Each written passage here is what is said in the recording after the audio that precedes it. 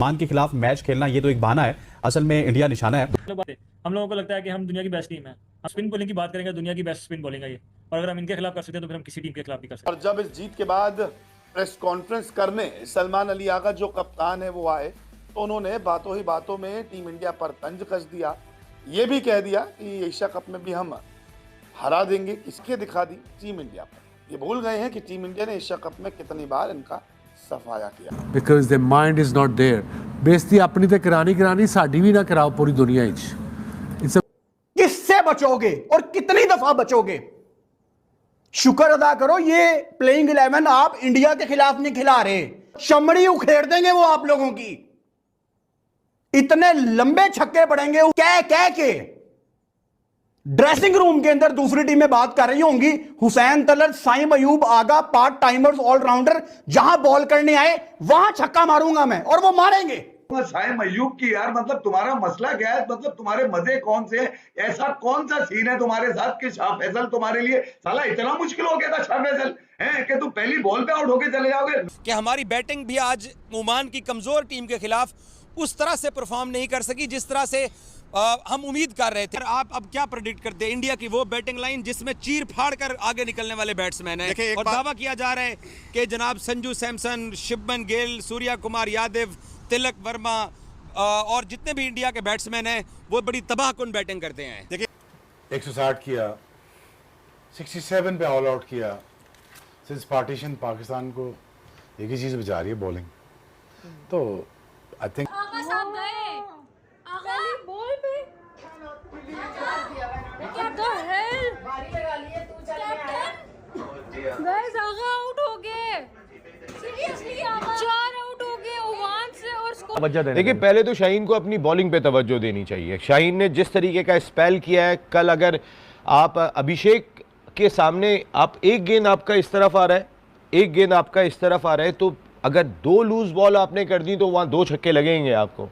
आपको एक चैनल पे आके गेंद पड़ना पड़ेगा। अभिषेक अगर लेफ्ट हैंडर है तो एक जगह से आके उसको गेंद ऊपर बाहर। पाकिस्तान की बैटिंग जो है वो भारतीय बॉलिंग के खिलाफ जो लोग खदशात का इजहार कर रहे हैं कि बड़ी मुश्किल साबित होगी। अगर साइम अयूब इसी तरह से पहले ओवर से ही मारना शुरू हो गए, मोहम्मद हारिस इसी तरीके से मारना शुरू हो गए। आज तो निस्बतन नातजुर्बाकार बॉलिंग थी ओमान की, लेकिन अगर कोई तगड़ी बॉलिंग आएगी तो उसके खिलाफ जो प्लानिंग करके टीम आएगी उसके खिलाफ क्या होगा। चाहे आप जसप्रीत बुमराह को ले लें, हार्दिक पांड्या को ले लें, और उनके जो 3 स्पिनर्स हैं जिनमें के कुलदीप यादव, उसके अलावा वरुण चक्रवर्ती। और लेकिन जो बैटिंग है उसने काफ़ी ज़्यादा हमें डिसअपॉइंट किया है, और सवाल ये है कि क्या इस किस्म की परफॉर्मेंस हम इंडिया के अगेंस्ट अफोर्ड कर सकते हैं। ओमान के अगेंस्ट इतनी मुश्किल से बैटिंग, इतनी मुश्किल से 160 रन किए गए, तो फिर जब इंडिया के अगेंस्ट खेलोगे क्या करोगे? पाकिस्तान क्या ओमान से जीत गया? पाकिस्तान का कप्तान आगा सलमान ने तो बोल पड़ा है कि हम एशिया कप में कल भारत को भी हरा देंगे। देखकर वसीम अकरम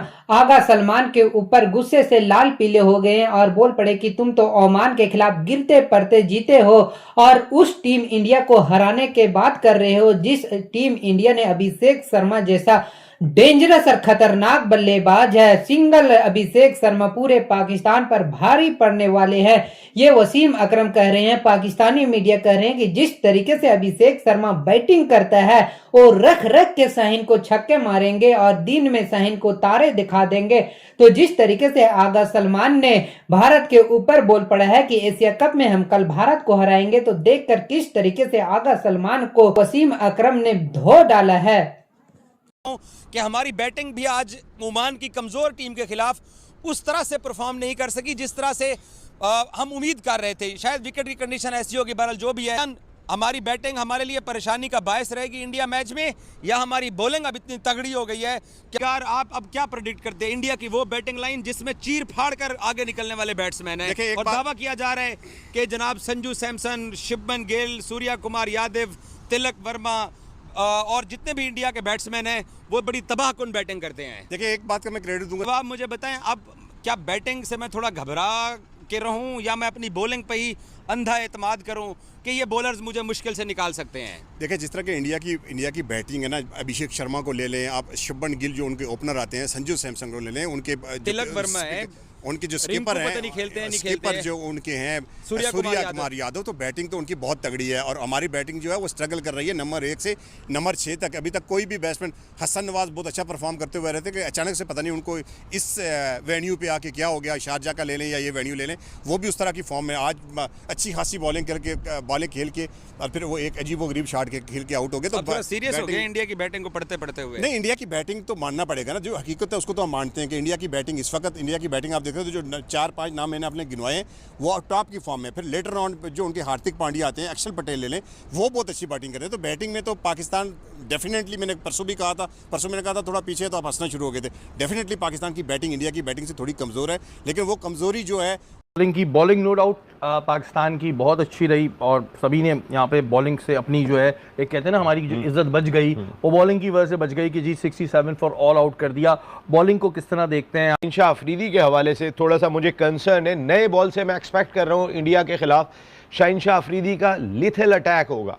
शाहीन अफरीदी उनके बैटर्स को तंग करेंगे, लेकिन शाहीन अफरीदी का वो स्पेल जो मैं एक्सपेक्ट कर रहा था वो नहीं था। देखिए इंडिया के बॉलर्स, आप बुमराह को देखेंगे, वो एक चैनल पे गेंद करते हैं, वो एक जगह पे गेंद कराएंगे, आपको मारने के लिए मुश्किल होगा। यहाँ से गेंद बाहर जा रहा होता है, शाहीन का एक गेंद उधर जा रहा है, एक उधर जा रहा है। आप इतनी वेवर्ड बॉलिंग इंडिया के खिलाफ नहीं कर सकते।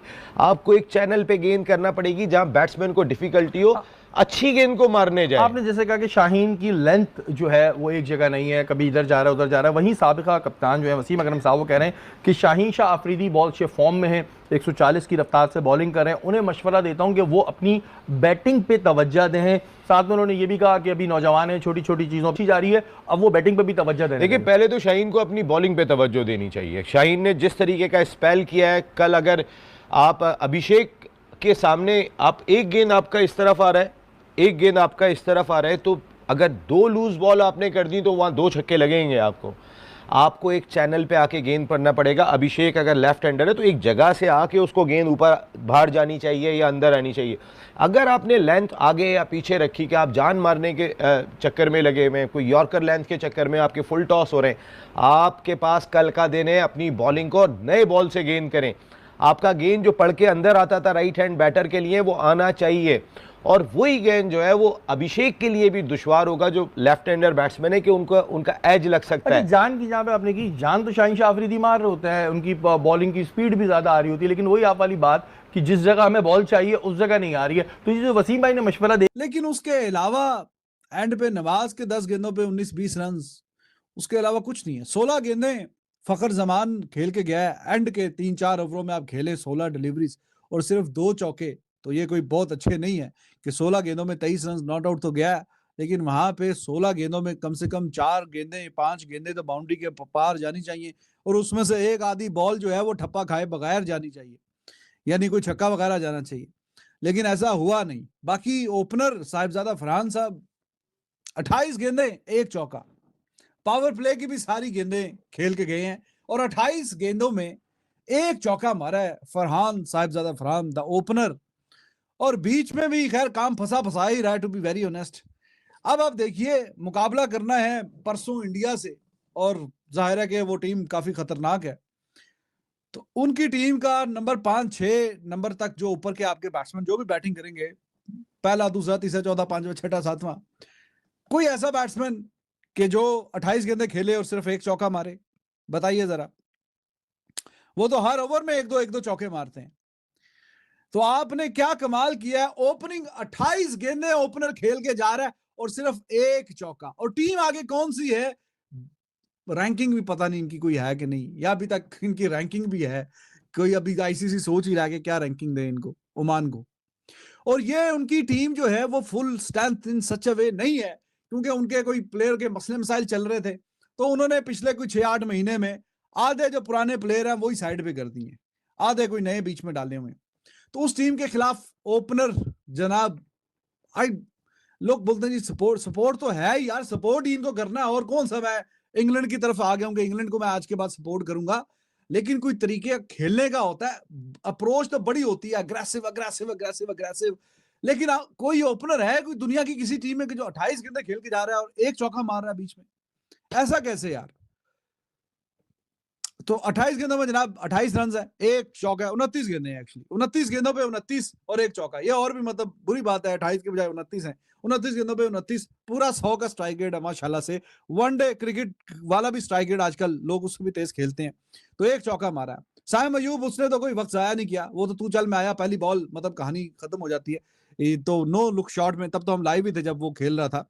और ये बेहतर है कि अगर कोई नहीं आपसे लगती, लेकिन जो बैटिंग है उसने काफ़ी ज़्यादा हमें डिसअपॉइंट किया है। और सवाल ये है कि क्या इस किस्म की परफॉर्मेंस हम इंडिया के अगेंस्ट अफोर्ड कर सकते हैं? डेफिनेटली नहीं कर सकते। लेकिन आज सवाल ये पैदा होता, पाकिस्तान क्या खेल रहा था?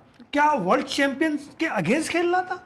क्या पाकिस्तान तीनों फॉर्मेट के चैंपियन के अगेंस्ट खेल रहा था, या पाकिस्तान एक ऐसी टीम से खेल रहा था जिसमें 40 साल वाले खिलाड़ी मौजूद थे, जिनके पास कोई वसी तजर्बा नहीं था? 98 T20 से पहले उन्होंने खेला, और जब ये टीम बनी तो इसमें भी उन्होंने 98 प्लेयर्स में से जिन्होंने मैचेस खेले थे वो कई प्लेयर माइनस हो चुके थे।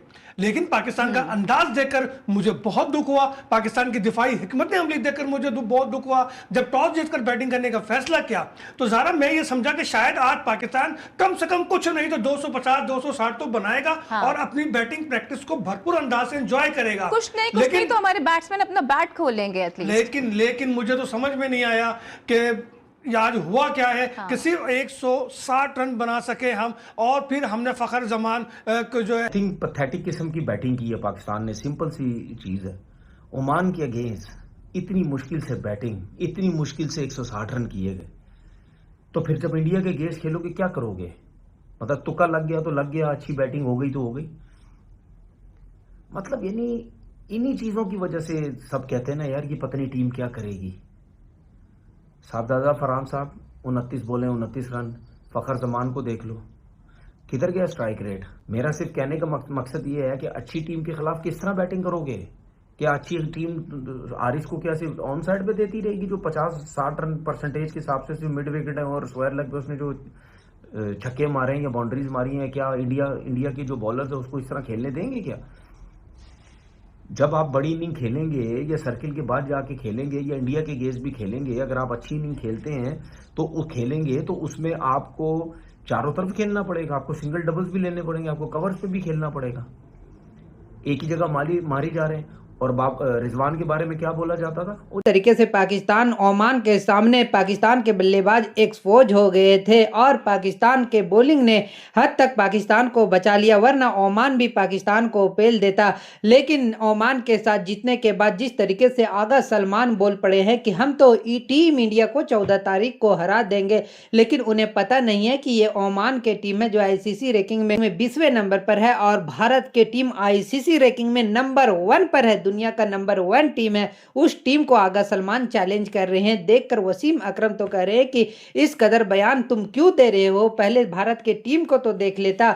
जिस टीम में बुमराह हो, जिस टीम में हार्दिक जैसे ऑलराउंडर हो, जिस टीम में सूर्या कुमार यादव कप्तान हो, उस टीम को पाकिस्तान के कप्तान कह रहे हैं कि हम हरा देंगे। वाकई में ये हैरान वाला बात है। पाकिस्तान को तो खुद पहले सोचना चाहिए कि हम ओमान के साथ बैटिंग नहीं कर पा रहे हैं, हम ओमान के गेंदबाज के नहीं खेल पा रहे हैं, तो हम कुलदीप यादव, जसप्रीत बुमराह, वरुण चक्रवर्ती को कहां से खेल पाएंगे। ओमान के गेंदबाजों ने इस कदर पाकिस्तान के बल्लेबाज को एक्सपोज किया। खुद आगा सलमान 0 पर आउट हुआ है, इसके अलावा सैम अयूब 0 पर आउट हुआ है।